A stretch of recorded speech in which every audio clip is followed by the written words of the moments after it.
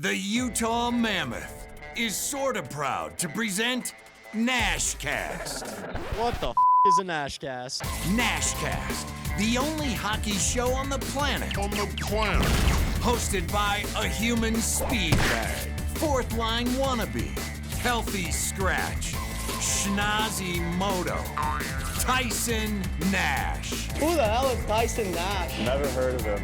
And the baritone with a brain, the velvet hammer, Mr. Silky, Tono Suave, the radio voice of your Utah Mammoth, Code Blue! Mike Folta. Oh, Captain, my Captain! NASHCAST begins now. Ready for takeoff. Here's Tyler Ganoush and Mickey Foghorn. Wait, what? Oh, here's Tyson Nash and Mike Folta. Feeling good, folks. Feeling good. It's a little cold here in Idaho, Coeur d'Alene. I might need the covers on today. The sun's not quite out yet, but I have the Nylander. Lots of news coming out of Toronto, so I thought I'd throw the beater on and in honor of Nylander. He supports this well. He's got a few more muscles than I do, but let's go, buddy. What's going on? I'm great. I'm wearing a sweatshirt. You got the tank top outside. Thank God for those clouds, because I think your skin could probably use a break with all that UV you're soaking in. Looking great. Looking great. All natural. Oh yeah, looking great. Yeah, oh yeah, like a beef jerky suit. That's about it. You're right. You're not far off. I was still in Belize, and yeah, this is not normal. This is not normal. So Magda 2.0. Let's go. Fultz. But what's going on? Still around the hockey world, there's news breaking, coaches hiring, trades happening already. And it makes me wonder, it makes me question, because we're part of the Mammoth, what Bill Armstrong has up his sleeve. And that is our next guest here today. We have the big cheese. It doesn't get any bigger for the Utah Mammoth. And I can't wait to see what he pulls off. Always awesome to talk with Bill. He was one of the interviews last year when we were getting the NASHCAST off the ground that kind of put us on the map a little bit. We had a great chat with him, which I think was also before the draft, Tyson. I think it was right before the draft, like this same exact time of year. So really grateful that he took the time to chat with us. It's an awesome interview. I am not a part of it. I'm doing some work in Minnesota with the Special Olympics, and so I was busy running around all day. So Tyson's holding it down with Bill, but great insight for a guy who's got as many assets as you could want as a National Hockey League GM, picks, prospects, players, and with the Mammoth, poised to take that next step into playoff contention. It's exciting to see what he's going to do next. Yeah, I can't wait. And we've talked about this numerous times.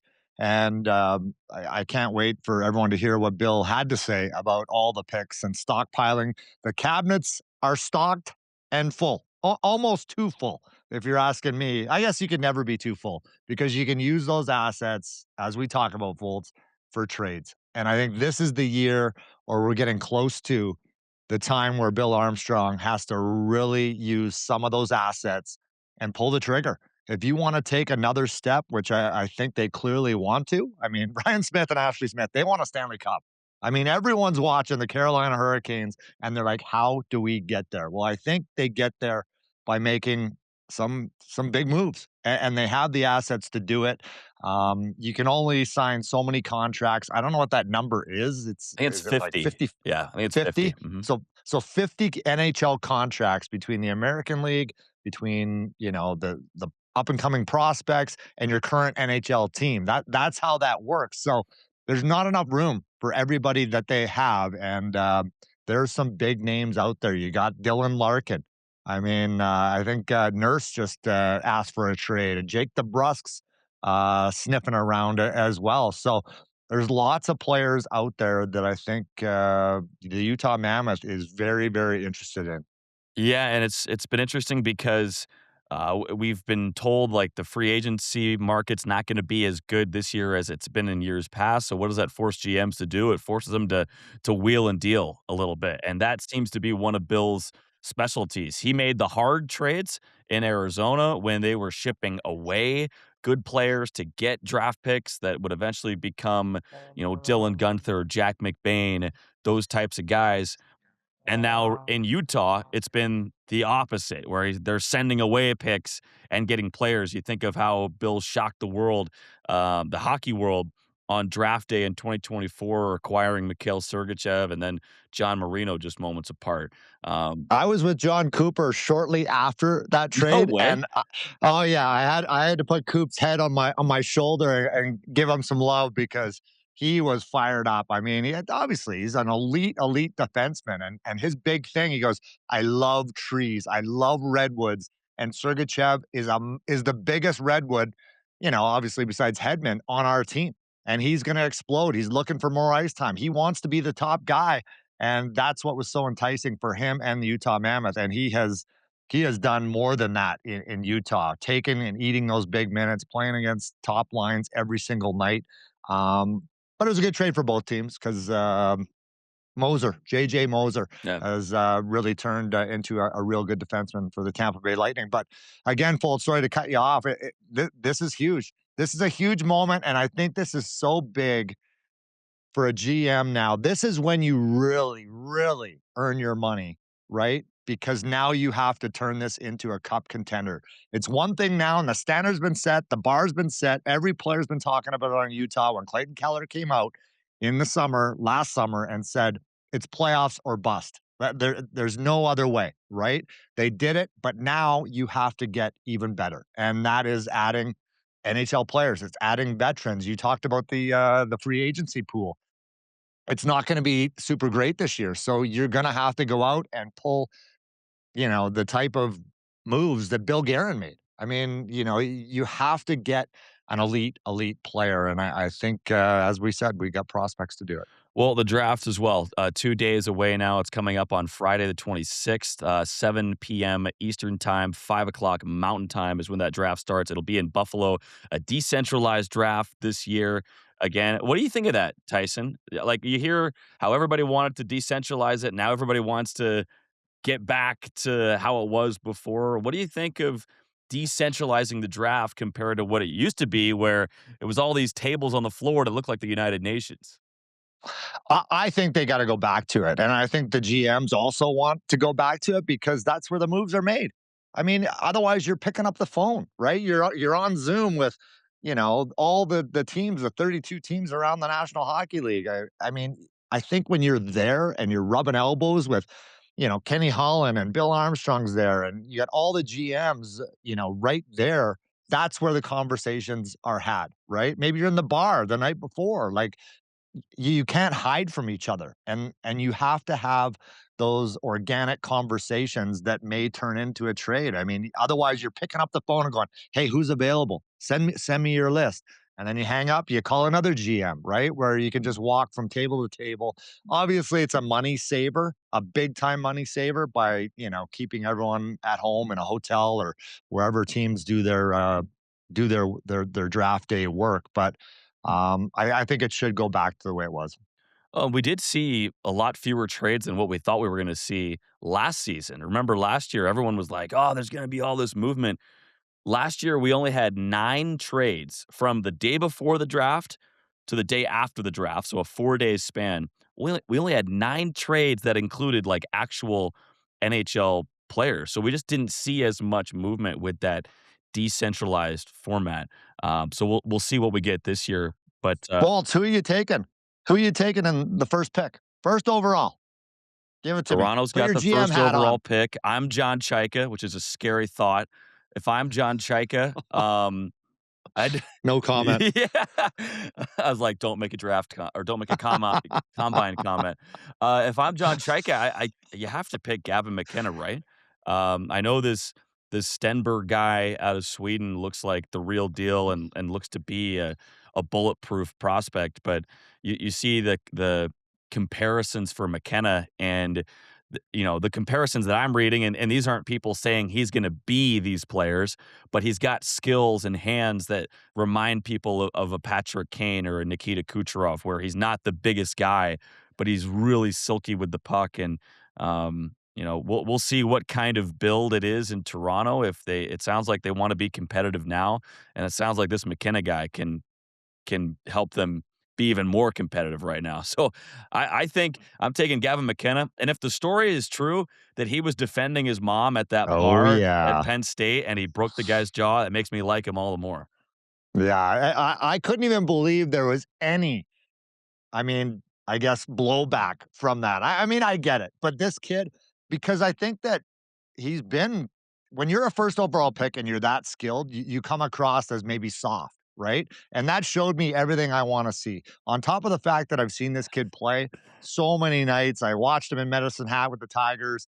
I then watched him play against my son last year. He was in Penn State. My son was at ASU.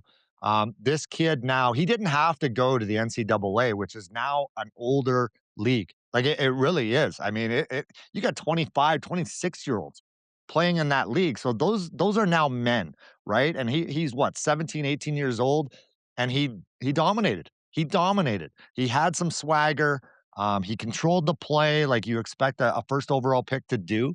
But you're now playing against men. You're not in the Western Hockey League anymore, putting up big numbers, doing your thing, playing against 16, 17, 18, 19 year olds. You're playing against 19, 20, 21, 22, 23, 24, 25 year old players, right? And he thrives. So McKenna's my guy. I think it's a no-brainer. I don't think John Chaika has to think too hard. Don't want him to hurt himself. Real shocker that guy gets in a bar fight and improves his draft stock in Tyson's eyes. That would not have helped my my cause. I would have been like a shit disturber. Like, I mean, I would have been thrown under the bus. But a guy like that can do it. If you were a GM, like, would you even watch the tape, or would you just be looking at like penalty minutes and then, all right, local bar, like which guys are the ones who are mixing it up here? Yeah, I don't know what I would have done, but I'm with you. I love it. The fact that he stuck up for his mother. I mean, but who wouldn't? I mean, let's be honest. Who wouldn't? But when you have that much on the line and that much at risk, right? You had to thought that that was coming across his head, right? Like, should I really do this, or is it just instincts? And I love the fact that it was probably just instincts, and he went with it. So the Mammoth are drafting 19th overall, and good news for Utah is that the guy we're about to talk to, Bill Armstrong, has a pretty good history of drafting in that part of the draft. When he was with the St. Louis Blues, they took Robert Thomas, 20th overall in 2017. They took Tage Thompson, 26th overall in 2016. In that same draft, they got Jordan Kyrou later in the second round. They had Tage Thompson. He was part of the trade that sent Ryan O'Reilly to St. Louis, and it was Tage Thompson and first round picks going the other way to Buffalo. Okay.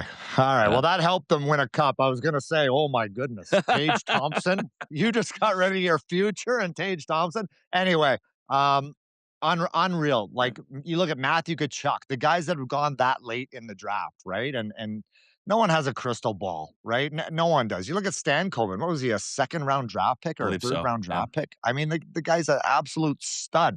So I can't wait to see what Bill Armstrong does. This is his specialty. He was one of the best scouts around for a number of years. He was a big reason why the St. Louis Blues won a Stanley Cup as well. So he has done a remarkable job in Phoenix, Arizona, and obviously with the Utah Mammoth, pulling all the right strings.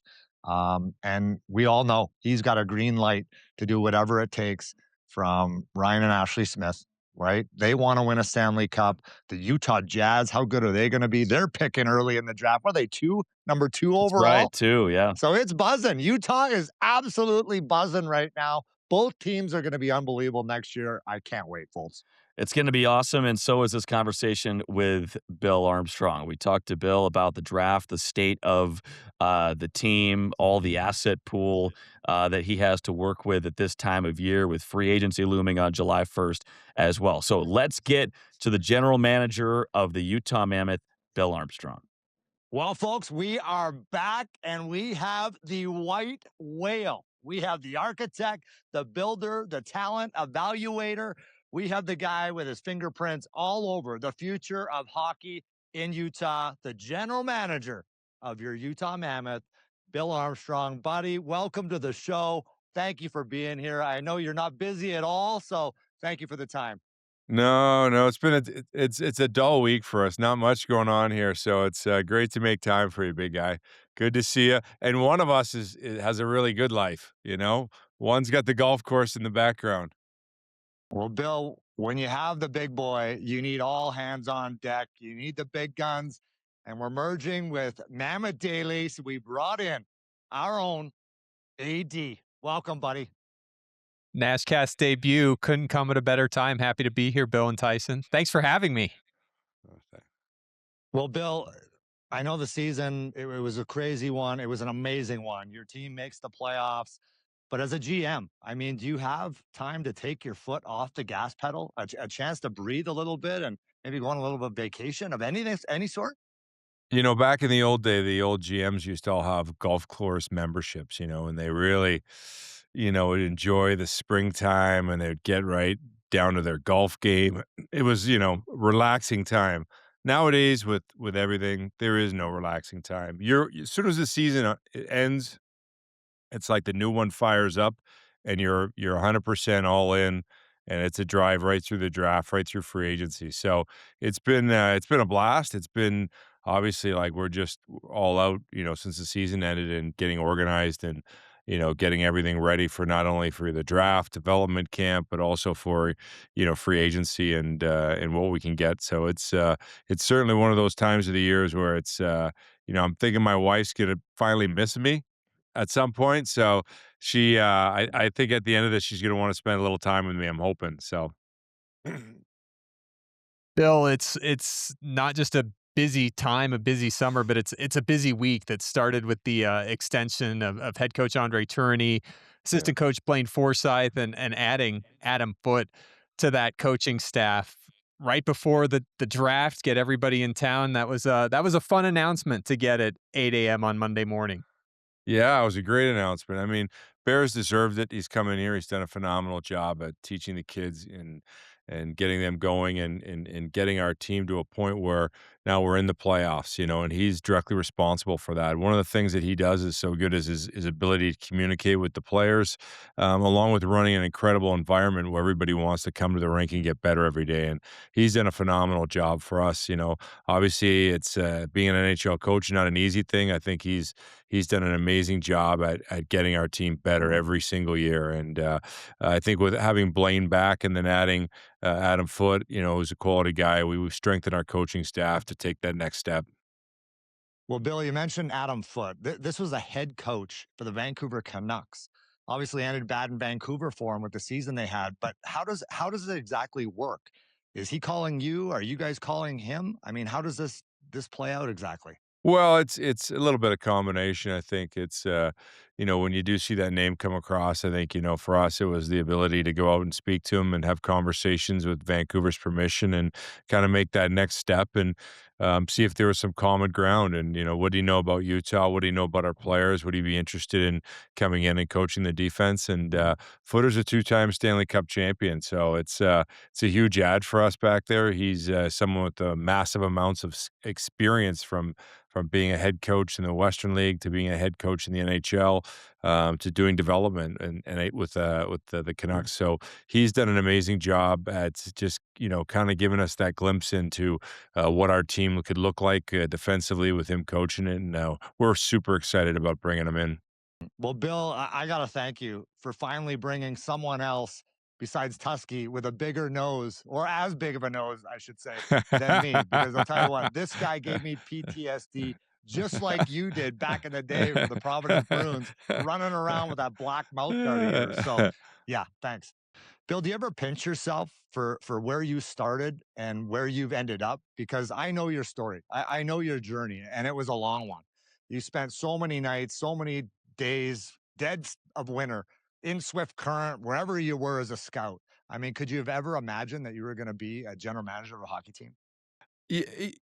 My thing was, when I was in coaching, I kind of took a step back and I really missed being on a team. That was my biggest thing. I'd been on a team since I was 5 years old, just working with people every day and talking hockey, and so for me, it was a huge thing just to kinda get back in, but once I got in with the Blues and I just kept taking a next step from, part-time to full-time to crossover, to head scout to assistant GM, and I made the progress. I could see, my resume was kinda lining up, and I was gonna have an opportunity at some point in time to become a GM. At that point, I was like, it's the ultimate job because I love team, and I get to go in every different room from the pro and amateur staff to the coaching staff, and just kind of work and try and create an elite championship organization. It's a dream job. If you like leadership, you like pressure, you like no sleep, you like to be frustrated. This is the best job in the world. Bill, one of the first big decisions as a GM that you made was hiring your first head coach, and that was Yeah, Andre Tourney, who now enters his 6th year. He started the building process with you. He's yeah, developed the team. He's got him to the playoffs. But Bill, I love what you said when you introduced Bear, when you first hired him. You'd been watching him for upwards of almost 20 years and were yeah, familiar with his characteristics and what he yeah. brought, and it's really come to fruition.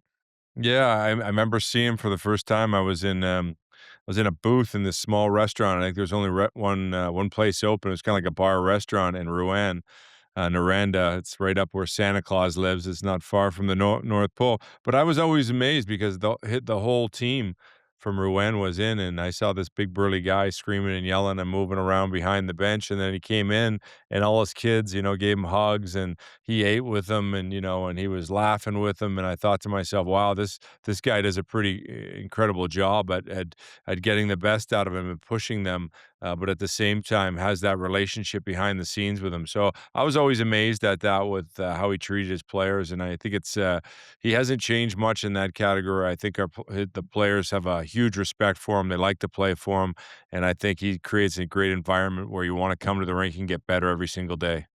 Bill, head scratcher. I mean, I literally fell out of my golf cart when I heard the news of Brady Tkachuk going from the Ottawa Senators to the Florida Panthers, back with his brother. The Bash brothers are back together. I mean, but what gets me excited is the fact that when you look at Yeah, Utah and what you've done, where this team was, how you've stockpiled all the prospects, all the things, right? Like Ottawa got no NHL player in return for this yeah, trade. They gave up draft picks and prospects, and that's what you have, and you yeah, have so many yeah, of them. So, does this excite you? Does this kind of get you frothing yeah. at the mouth that maybe Utah is soon ready for a move like this?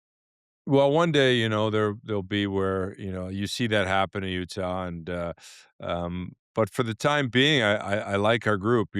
Florida's gotten better today. I love that. That's a great challenge for us to go down there and play them. For us, we get a little bit better every single year. We're trying to push the envelope. I love the kids that are coming in. We've got Denoye, Ginla, and Baudouin, and Gabe Smith, the MVP of the Quebec League, all coming in fighting hard for jobs. And I think it's unique to have that many top end prospects all come in at one time. They're going to be pushing, so it sends a good message in camp when you see your kids, and how talented those guys are. They're going to be pushing for jobs, and I think it'll drive our group. I think our group, maybe they don't get in right away. Maybe they got to, have to go to the minors for a bit. But when they come back up when there's an injury, people are going to see how good they are in the NHL, and it's going to send shockwaves about how good our young guys are. And it's a good problem to have when you have a lot of good players in the American League. It's a great problem. Bill, do you figure with these guys coming into training camp and you're excited for them, you're proud of what they've done to Yeah, to get to yeah. this point, but do you feel like, okay, as a GM, great problem to have because if they make the team, they're going to be taking a job away from somebody that's been in the NHL? Yeah, I think it is. I think it's a great problem to have. I love when the kids come in with the hungry eyes, and sometimes they ask me. They say, "You think I'm good enough to make the team?" And I always answer the same way. I said, "I don't know. You're gonna have to show us. But if you are good enough, we'll find room for you on the team." We've had Logan Cooley's. of the world walk in the door and make the team. So it can be done. I think our guys and the way that young guys train and how far ahead they are in advance now, they have a chance to come in and make your team. And sometimes they just have those young legs and the naive personalities, which you love, and it kind of gives you a little bit of youthfulness in the locker room, and I love it. So we're going to have a fight on our hands at training camp. It's going to be a special time for the guys to come back, and we tell them, hey, you got to go in, steal a job, steal a jersey. Well, Bill, we've had Tej Ginla on. I mean, what a year he had. 41 goals in 48 games. Not sure there's anything left for him to do at the junior hockey level. Caleb Denoyer's been on the show as well, but we also had Gabe Smith. And this guy fascinates me because when you look at his numbers this year, he was a late draft pick, fourth round, I believe, puts up 19 goals in 21 games. Yeah. Not in the regular season, in the playoffs. So how ready is this guy, and does he have a Yeah. chance? Gabe is, he's got a sixth sense around the net to find the puck and be able to score. He's a big man. He can hit, he can fight, he can do a little bit of everything. He can play with top end players and find ways to create to room to score. So he's going to be an interesting kid. I know he's had a huge spring in his training, and he's dedicated to coming and making the team. So it's going to be exciting to see him in development camp coming up here and see what he can do when he gets to main camp. Bill, that's the fun part of it is it's not just the first round on Friday night, but the organization has players under contract from rounds 1 through 7. And you look at a kid like Gabe Smith, drafted 4th overall. This is a weekend where not only Friday but Saturday you're going to have kids that can Yeah. make the NHL. Well, that's the greatest thing about our draft. Sometimes, we make the big deal about the kid that goes in the top 10, but there's kids that are going to be drafted in the third, fourth round. They don't know any better. They the real draft, to be honest, starts the next day. That's when the real game starts. It's how much you can improve to the time you get to camp. And there's a lot of kids that I always say, like, we couldn't see that they're going to play in the NHL, but they knew it inside, and they never stopped trying to get better. And those are the type of kids you want to draft on the second day. They know they're going to play in the National Hockey League, and you can feel it right from the get go. And you shake their hand when they come to development camp. You can feel it in their kind of confidence that they have. So I love the kids that the third, fourth, fifth rounders that find ways to make it. Bill, I've never been a part of a draft. I was the last draft pick, I think, picked back in 1993, long time ago. But is it always about picking the next best player? Or as a franchise, are you looking at your prospect pool? Are you seeing who's coming down the pipeline and going, no, we need a defensive centerman, say, a guy in the faceoff circle, or a stay-at-home, off-the-glass defenseman? Like you look at Carolina, like a Jordan Martinook. Have you ever looked at that type of player, or are you always just looking for the point guy who puts up big numbers at the junior level or in college or wherever it may be and mold him into what maybe you need? Yeah, I think that, when you're looking at the draft, when early on in the draft, we just take the best player. Teams make big mistakes when they start to go, oh, we drafted a centerman last year. We're like, if the guy's that good, you'll find room to trade him if he's a superstar. You'll find a way to put him on your team. And I think when you get down the wire, then you kind of like, okay, we've drafted 3 defensemen. We need to draft a center. We need a goaltender. You spread it out a little bit more. But early on in the draft with the high end talent, you just draft the best player. Bill, it's not 3rd overall with Cooley, 4th overall with Denoyer, 9th overall with Gunther, 6th with Simishev, but Yeah. in the neighborhood of around 19, where Utah's slotted, you've gotten players like Nick Schmaltz, Cole Yeah. Beaudoin, who we're excited about, but Yeah. in your past world, Tage Thompson and Robert Thomas selected Yeah. in those areas. Yeah, I mean, that's the thing is I think you can find players at any area in the draft.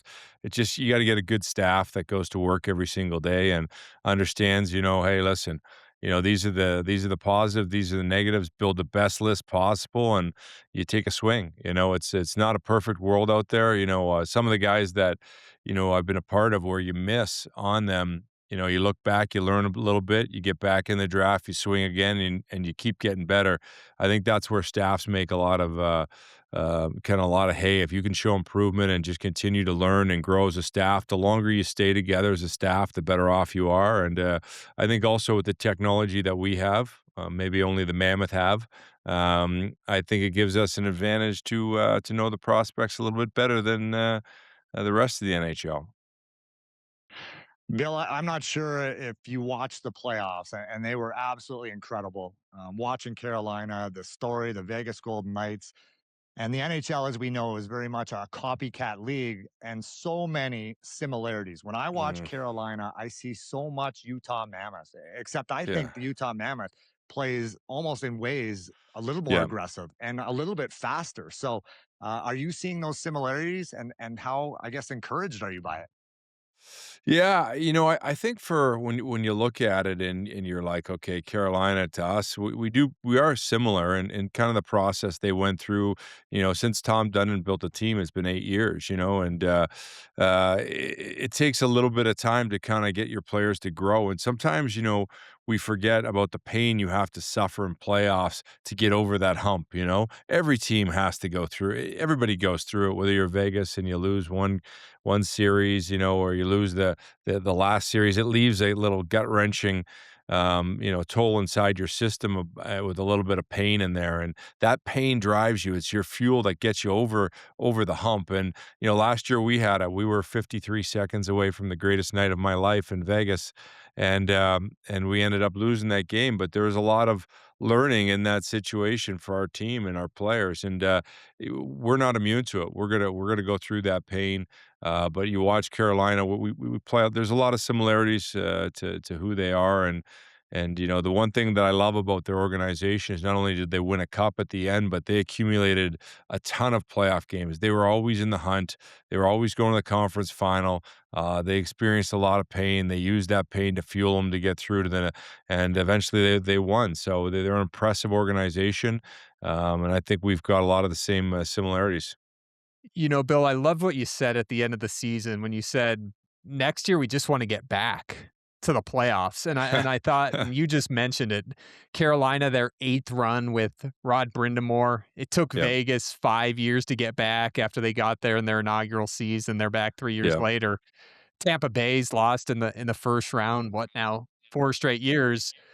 Everybody that gets in thinks that they're gonna win it yeah. all. It's your time when you do it, and it takes a special 2.5 months. But if you Yeah. get back, you've got a chance. Yeah, you never know. You just gotta get in, and that's the biggest thing everybody wants to talk about, the second round and, hey, the Mammoth, you know, how far can they go? And for us, it's just we gotta get in. You know, it's gonna be a brutal season again. It's gonna be a tough schedule for us. We've gotta find ways to get wins. We gotta find ways, to keep getting better as an organization, as a team, and just push the envelope and get in. If we can get in, we got a chance, and you never know how far you can get to run, with that chance. But I like our guys. Our guys left when they left Utah, they were not happy. You know, they were not happy about the way it ended. So I take great satisfaction in the fact that, you know, everybody leaving had a little bit of hunger in them. They had a little bit of pain and a little bit of hunger in them. Bill, I've been with you a long time, and I just got to flat out ask you, when Clayton Keller came out and mentioned it's playoffs or bust. Yeah. I mean, I'm not sure, as a coaching staff, as a manager, I mean, were you ready for that, to take that next step? I mean, because the bar was set, and when your captain comes out, there's no going back from that. And I absolutely loved Yeah. it when Yeah. Clayton Keller did it. And I think that really kind of galvanized this group together. Did you feel that too? It's a belief that I think our group had. You know, we rolled off 5 games in a row at the end there to get in, and you could just see the group come together and just be like, "Wait, we're getting in. This is it, man. This is we're getting into playoffs." And I love that I think we took another step about, you know, getting pucks deep, about playing a certain way with the lead, about having that willingness to block shots in the big moments and really come through in the big moments. And I think that was something we hadn't had in the years past. We hadn't had that dedication. We hadn't had that, you know, just grit to get through it and push. And I love the way our group got in last year. It was impressive stuff, and we'll look for more of that coming our way in the next season. But Kel's stepping up and just kind of, hey, it's playoffs or bust. I mean, that's what it's all about. Bill, we've heard Andre Tourney mention it, but when you've got the Utah Mammoth Ice Center and you've got everything you could possibly ever wish for, there's going to be expectations, and you could tell that your group has embraced that and Yeah. did it last season, going down the stretch, and we've been in that facility and seeing it every day, and being in the Delta Center, and Yeah. how that's been, put into place to be an NHL building. And you even mentioned the technology a few minutes ago in drafting players, and the other infrastructure that you've got in place, and you see your team take it to the next step. Yeah, it's been an incredible kind of journey for our group to kind of come into Utah with Ryan Smith and Ashley Smith and what they've been able to kind of provide for the team from the get go. It's been impressive, and I think from the analytics, to the pro staff, to the coaching staff, to the facilities we have, everything is completely first class, and nothing is left undone. It's incredible what they've been able to accomplish with the franchise and all the facilities in such a small period of time, and it's really allowed us as an organization to kind of take that next step. So we're very fortunate to play at the Delta Center, and our practice facility is one of the best in the NHL. It's just incredible to be with the Mammoth, and I think our players feel that they're spoiled rotten. Let's be honest, and it's a good thing. Bill, we are a long, long way from Mullet Arena back in Arizona. So Yeah, now, when July 1st hits, I mean, this is a different animal for you. It has to be. You're yeah. selling the facility. You're selling the mountains. You're selling the people in Salt Lake and the community now that it's been built. It has to be a much easier day on July 1 to bring in those free agents. Well, we shouldn't lose any recruiting battles, put it that way. Um, it's kind of a great place to come to work every day. I think our players have extreme pride, in coming to work for a great ownership group, but also getting to use the facilities. Like it's a great place to come. You got everything that you can imagine, from recovery rooms to a barber shop to shooting rooms, you name it, it's here. And I think you can see our players, like they love to come in. And I think on the off days it pays dividends because they're here doing recovery, but they also like to be here. It's got great food, great chefs. They're watching a little bit of TV, or they're in there doing their workouts, and it's a great place to be. And I think our players love it. I think it pays dividends because our players are at the rink doing work more often. And at the end of the day, it's awesome to come to a great place to go to work. Bill, would there be one thing, anything unique to the Mammoth Ice Center or Salt Lake City that you can say we've got that here in Utah, and that's one thing that you're not going to be able to touch? Anything along those lines when you're talking to an agent, talking to a player? Well, my sales pitch is the amount of sunshine. Like every day, it's beautiful in Utah. We get sun 300 plus days a year. But I think the real thing that you see every day is when you step out our practice facility and the mountains are right there. It's probably one of the nicest views you'll ever see in the world. Of the mountain range in the background, and it's so close. It's so close to our arena. So it's kind of we're spoiled when we look out our facility, or you go out to get in your car and you look up and you're like, oh my God, this is incredible. That's the biggest thing for us, is just, driving in and out of work every day. It's just a beautiful experience. Utah is a beautiful place. Our fan base is crazy. The Mammoth fan base is just every day. They're some of the best fans in the world. We're spoiled rotten. We went from having none to getting into a complete sold out Delta Center, and with some of the loudest fans in the National Hockey League. We're spoiled rotten by our fans, and we appreciate them. Bill, I absolutely loved it. For me, his stock went through the roof. But when you're talking about Gavin McKenna, the potential first overall pick in the draft this year, did his stock rise or did it fall in your books after that incident that obviously the entire National Hockey League was talking about? I know you would love that. I don't know if I can comment on that because that would give it away whether we liked him or not. So I don't know if I can comment on that. Um, but it's he's a heck of a player, and he'd be pretty exciting to get. Do you think he'll be available at 19? We all know anything can happen. You look at where I fell to. I was supposed to go in the fourth round. I ended up going the last pick in the entire draft to the Vancouver Canucks. So yes, anything can happen. But I grew up in Edmonton, and I grew up with a dynasty. Guys by the names of 99, Wayne Gretzky, Mark Messier, like superstars, right? How often do captains approach a general manager about maybe a future player that they were like, hey, bring this guy in. I really think he could help us out. Or is it just, no, you deal with the players that you're dealt with? I think it's more or less when you're going down the stretch to acquire a player. If one of your guys know him, you kind of say, "Hey, what do you think of this guy? What are your thoughts about this?" And sometimes they give you real feedback. Sometimes they give you, "Hey, he's my buddy. I love him." But you kind of got to peel the onion back and get a little bit deeper than that because there's a lot of times where they're good friends. I'm not so sure they play well together, but I think the more that we're a culture where our players have a lot of input. They're part of the leadership meeting group. Whether we're going through schedule, our players are. We always talk about when we negotiate with players, the soul of the player. We're very I guess. Well, I mean, as much as you can be is being open with the players and letting them know what's going on in the organization. I think that you want to work in an environment where you come every day, kind of know what's going on and what to be expected from the GM and the coaching staff and the ownership. So I think it's a great place for a player to play. I'm not sure we share everything with them, but enough. Yeah.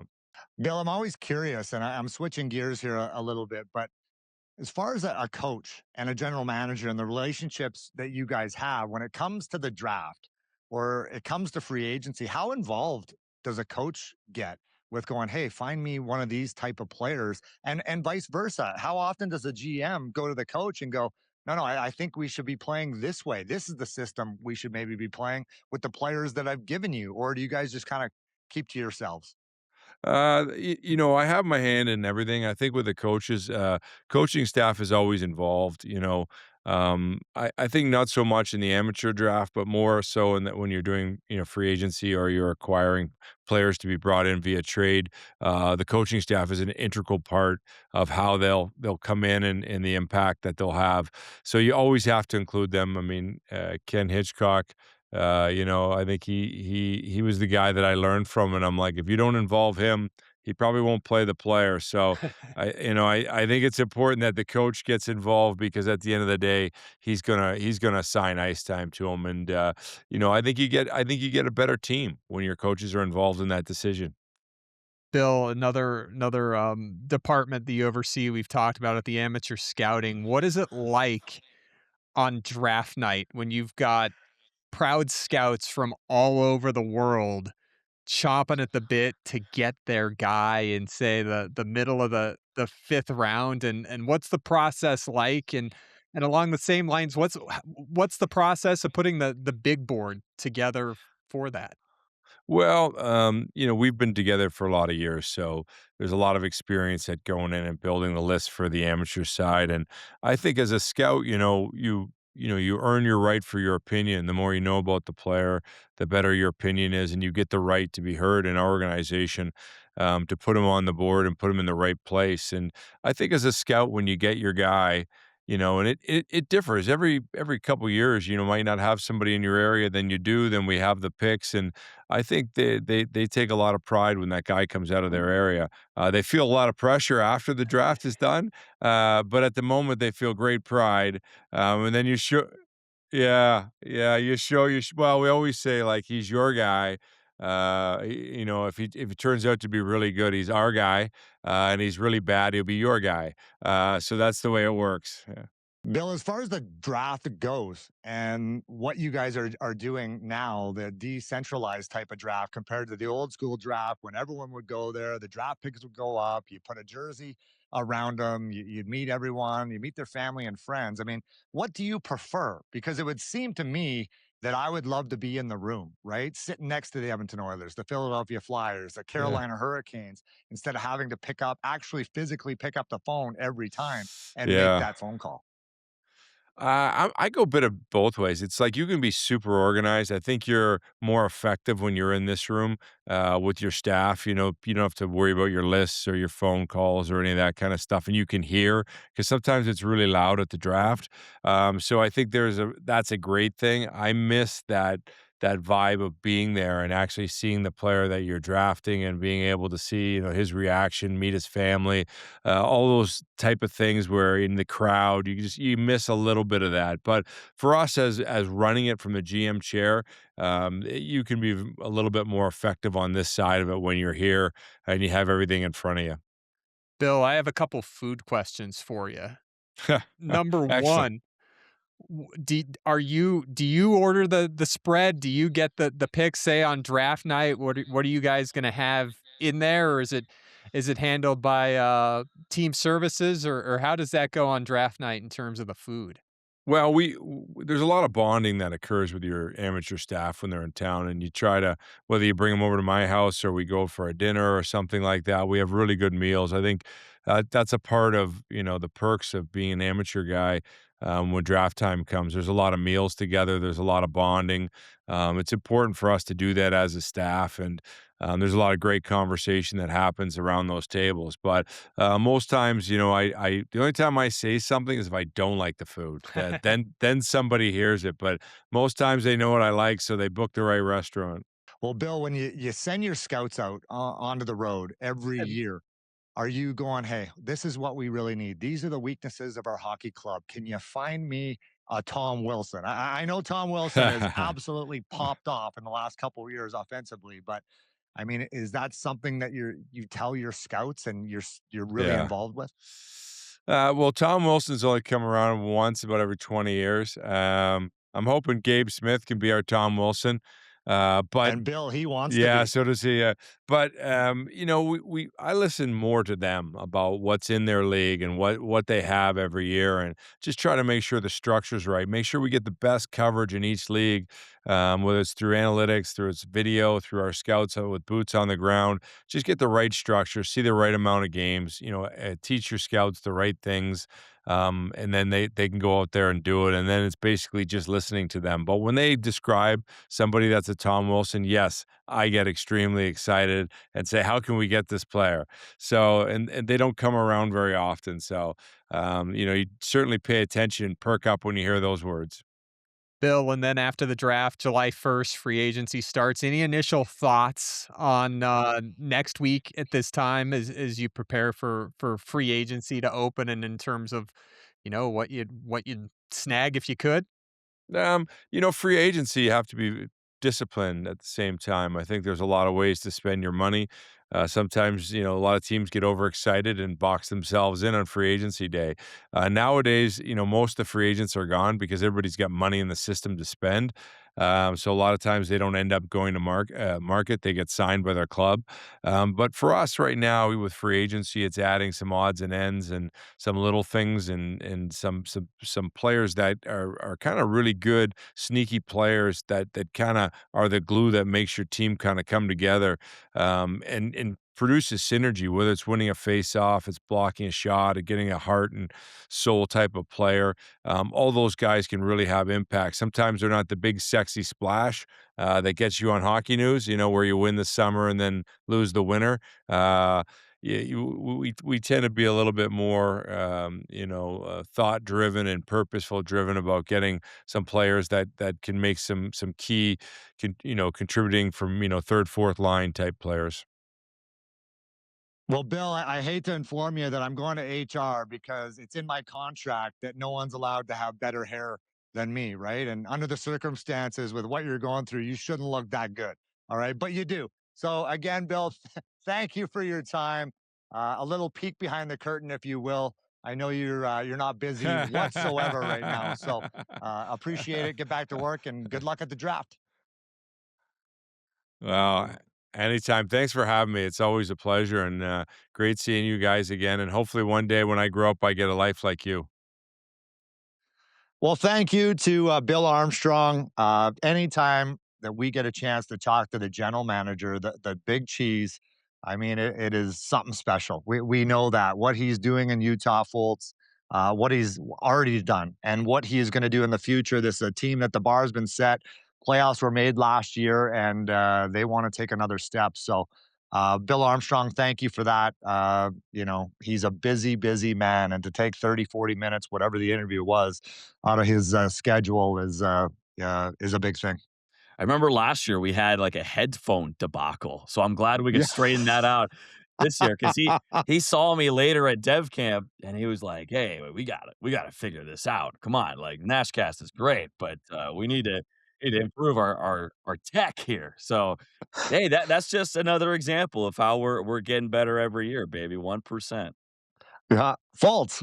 So give it to me. I mean, we just talked to the GM. Again, put that GM hat on of yours. I'm sure there's a few mock drafts going on are all over the internet, but everyone's excited about it. What are we, a few days away as we tape this? I can't wait because these young kids, to see them put those jerseys on, the excitement behind it all. I was drafted, I think, the last pick in 1993 or two, whatever it was. I was pissed. I was so pissed. And I hate saying that because you should just be happy to get drafted, right? That's a dream. But to be like one of the last picks in the entire draft, it was kind of an insult. And I use that for fuel for the fire. So I'm a little bit jealous when I see these kids. First overall pick. I mean, who's it gonna be? I can't wait. Okay, I've been looking at mock drafts. It's mock draft season in the build up to the draft. So I've been looking at some mocks from different writers. You got Stephen Ellis, Scott Wheeler with what is that, Daily Faceoff, and then The Athletic, respectively. A couple guys to follow this time of year. But I got a guy I've zeroed in on who I think I'm gonna get this right here. Yeah, it's an Anglo-Saxon name, so it's not too hard. I got Oscar Hemming, a left winger from Boston College. Get this, he missed the first half of the season due to a contract dispute with his Finnish team. But he's a big guy. He's 6'4", he can skate, so those are two things that Bill Armstrong likes, size and skating.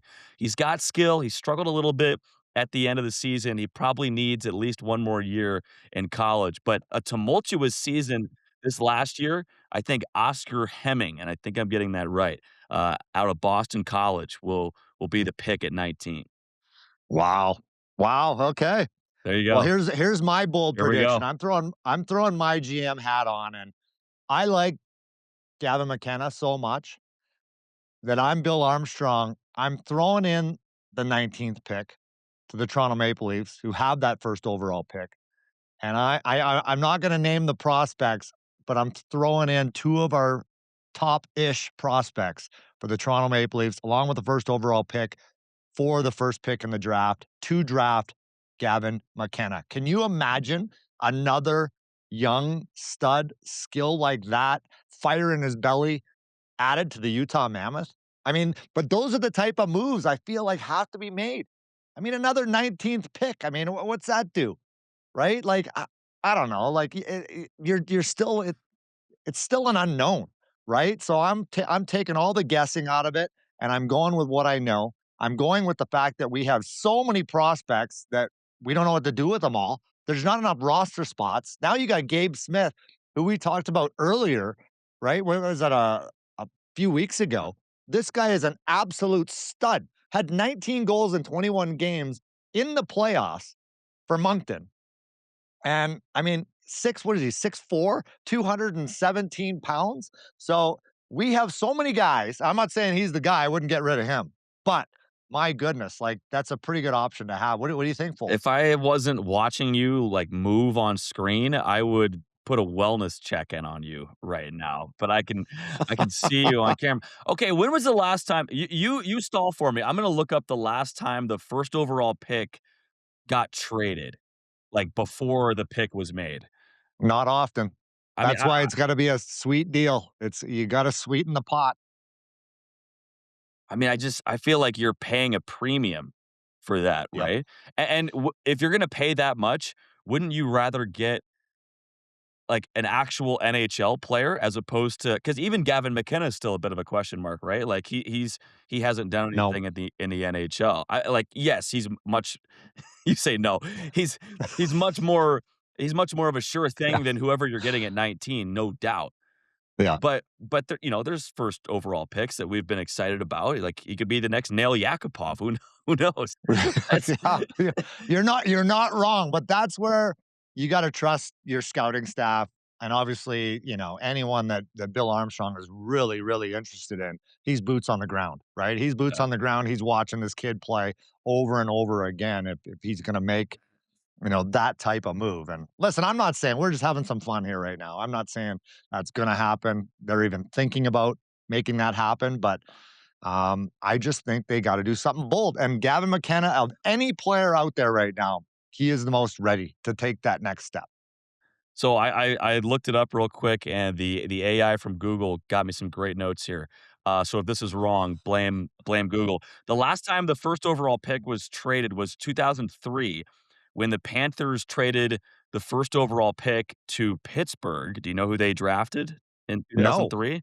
Marc-Andre Fleury. huh? Not so bad. Not Not bad. so bad, right? Okay, and listen, And a goalie went first overall. listen, yes, and What? and listen to this too. So Florida did this 2 years in a row. Apparently, this seems impossible.